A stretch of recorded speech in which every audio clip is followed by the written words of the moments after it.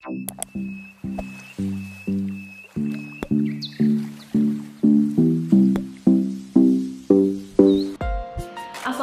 warahmatullahi wabarakatuh. Thank you very much for coming in my video and welcome back to my channel.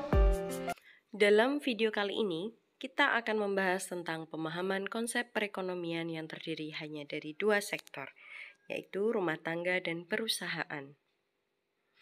Oke, yang pertama, kita bahas dulu tentang hubungan konsumsi, pendapatan, dan tabungan. Kita lihat pada tabel. Nah, ini ada beberapa angka-angka yang berbaris di dalam tabel pendapatan konsumsi dan tabungan dalam ribu rupiah. Oke, kita ambil satu contoh saja. Misalkan, tabel yang menggambarkan hubungan antara konsumsi, pendapatan, dan tabungan itu dinamakan dengan daftar konsumsi. Nah, daftar konsumsi pada dasarnya menggambarkan besarnya konsumsi rumah tangga pada tingkat pendapatan yang berubah-ubah. Misalnya seperti dalam tabel, pada waktu pendapatan seseorang adalah Rp500.000, konsumsinya adalah Rp500.000. Nah, di sini bisa terlihat pada tabel hubungan konsumsi, pendapatan, dan tabungan, ketika pendapatan seseorang 500 ya, 500, kemudian pengeluaran konsumsinya juga 500, sehingga tabungannya 0 karena dia tidak bisa menabung. Oke, kembali lagi. Kemudian pada waktu pendapatannya 900.000, konsumsinya adalah 800.000. Secara terperinci dalam tabel menunjukkan hubungan di antara tingkat pendapatan dengan pengeluaran konsumsi dan tabungan rumah tangga. Nah, kita lihat lagi pada tabel ini ketika pendapatan seseorang 900.000 ya. Nah, di baris kedua akhir pengeluaran konsumsinya 800, maka tabungannya sisa 100.000, bisa menabung. Oke.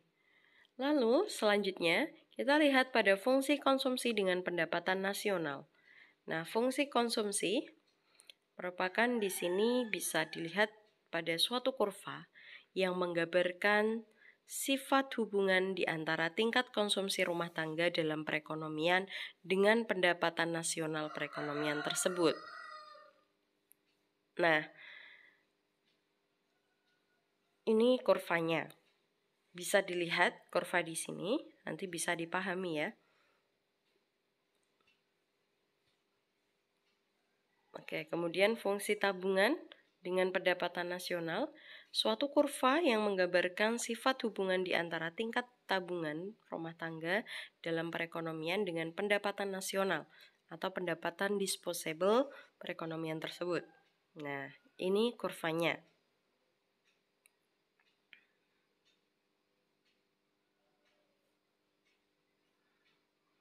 Kemudian investasi. Investasi merupakan komponen kedua yang menentukan tingkat pengeluaran agregat. Dengan demikian, istilah investasi sendiri dapat diartikan sebagai pengeluaran penanaman modal atau perusahaan untuk membeli barang-barang modal dan berbagai perlengkapan produksi untuk menambah kemampuan memproduksi barang dan jasa yang tersedia dalam perekonomian. Kemudian penentu tingkat investasi ada 6. Yang pertama, tingkat keuntungan yang diramalkan akan diperoleh. Kemudian yang kedua, suku bunga. Yang ketiga, ramalan mengenai keadaan ekonomi di masa depan.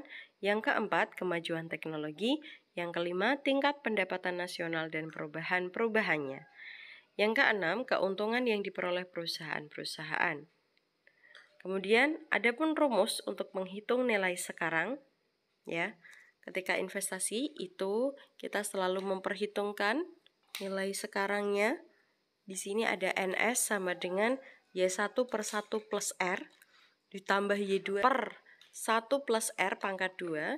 Kemudian ini yang Y1-nya itu pangkat 1 ya. Kalau pangkat 1 kan memang tidak ditulis. Kemudian Y3 per 1 plus R pangkat 3 ditambah dan seterusnya sampai Y ke N 1 plus R pangkat N. Nah, di sini ada keterangannya. NS merupakan nilai sekarang pendapatan yang diperoleh di antara tahun pertama sehingga tahun ke N apabila dimisalkan investasi tersebut didepresiasikan pada tahun N. Y1, Y2 sampai YN ya adalah pendapatan neto atau keuntungan yang diperoleh perusahaan antara tahun 1 hingga tahun ke-N. R sendiri merupakan suku bunga dengan memisalkan nilai sekarang modal yang diinvestasikan adalah M. Penanaman modal tersebut dikatakan menguntungkan apabila NS lebih besar dari M, nilai sekarang lebih besar dari modal yang diinvestasikan. Jadi di sini ada rumus menentukan tingkat pengembalian modal. M-nya adalah nilai modal yang diinvestasikan sama dengan Y1 per 1 plus R besar. Nah, pangkat 1, satunya nggak ditulis ya. Kemudian plus Y2 per 1 plus R pangkat 2. Dan seterusnya sampai YN, YKN per 1 plus R pangkat N. Nah, di sini keterangannya M tadi sudah saya jelaskan, yaitu nilai modal yang diinvestasikan. Kemudian ada Y1, Y2, Y3 hingga YKN adalah pendapatan neto atau keuntungan yang diperoleh dari tahun 1 hingga tahun ke-N. Nah, R-nya adalah tingkat pengembalian modal. Nah, di sini terlihat ada kurva efisiensi modal marginal. Nah, dalam gambar itu ditunjukkan satu contoh dari kurva efisiensi investasi marginal MEI, sumbu tegak ya, menunjukkan tingkat pengembalian modal, dan sumbu datar menunjukkan jumlah investasi yang akan dilakukan. Pada kurva MEI ya,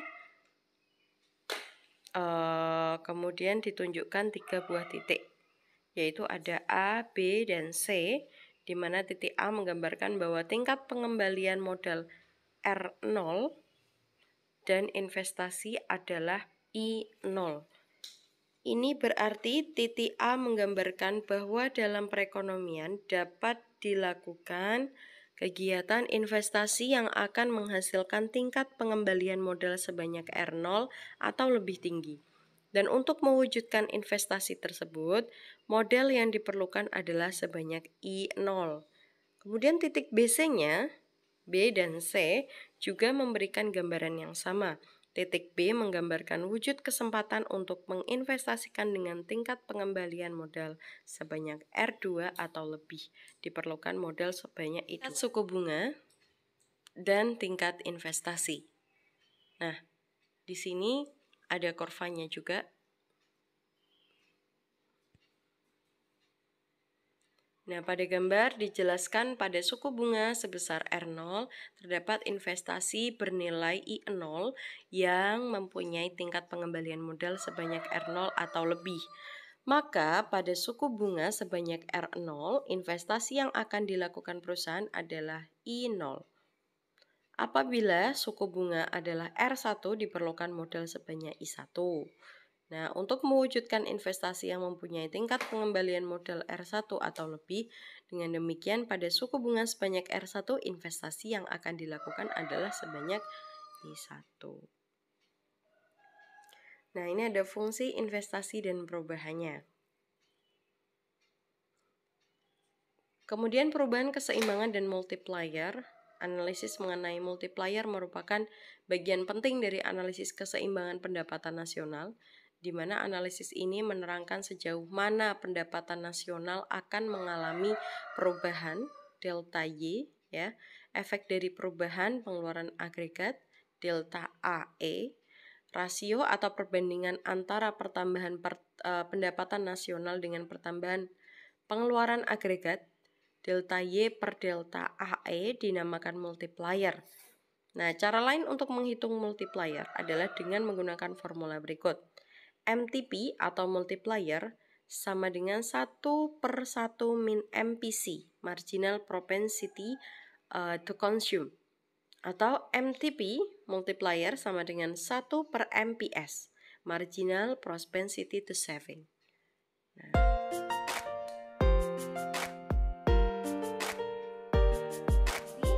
Sudah nonton sampai akhir, dan jika kalian suka, jangan lupa like, comment, dan subscribe. Oke, assalamualaikum warahmatullahi wabarakatuh.